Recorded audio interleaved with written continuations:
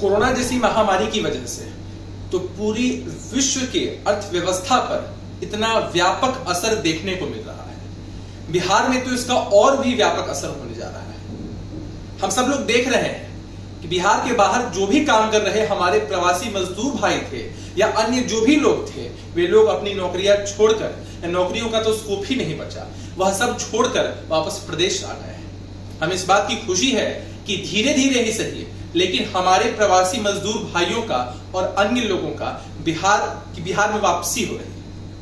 लेकिन इन सब के बावजूद आगे के समय में जब लॉकडाउन खत्म होगा, जब हम इस महामारी से उबरेंगे, तो ऐसे सारे लोगों के रोजगार पर बहुत बड़ा गहरा संकट मंडराता दिख रहा है। बिहार पहले से ही इतना पिछड़ा हुआ है, बिहार के साथ पहले ही इतना अन्याय हो चुका है।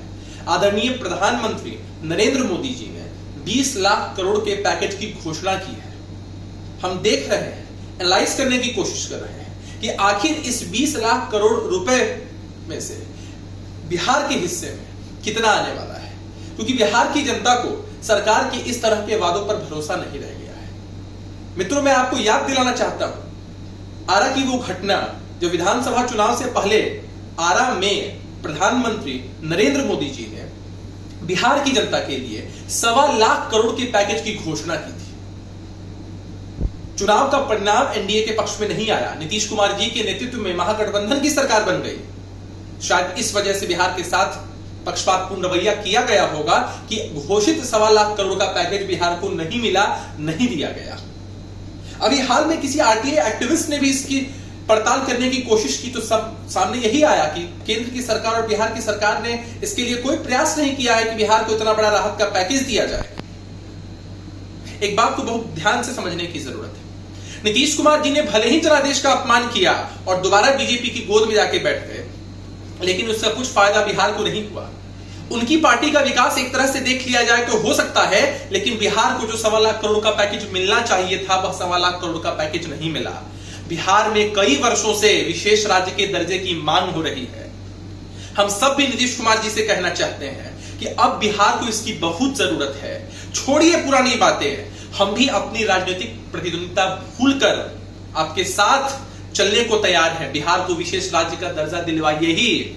आपके एक मंत्री श्रवण कुमार जी कह देते हैं सिर्फ कि बिहार को यह पैकेज मिलना चाहिए, विशेष राज्य का दर्जा मिलना चाहिए। सिर्फ कह देने से कुछ नहीं होने वाला है, अब स्टैंड लेने का समय आ चुका है।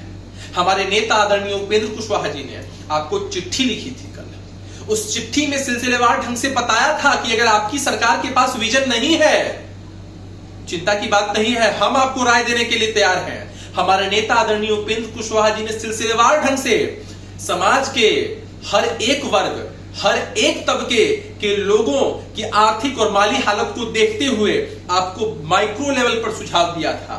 आम नेताओं की तरह नहीं कि बिहार का विकास होना चाहिए। श्री कुशवाहा जी ने होमवर्क करके आपको सिलसिलेवार ढंग से एक एक पॉइंट पर सुझाव दिया है। कृपया उन सुझावों को मानिए। कृपया बिहार की जनता की चिंता करिए। कमर टूटने वाली है बिहार की। केंद्र से अपना हक लीजिए।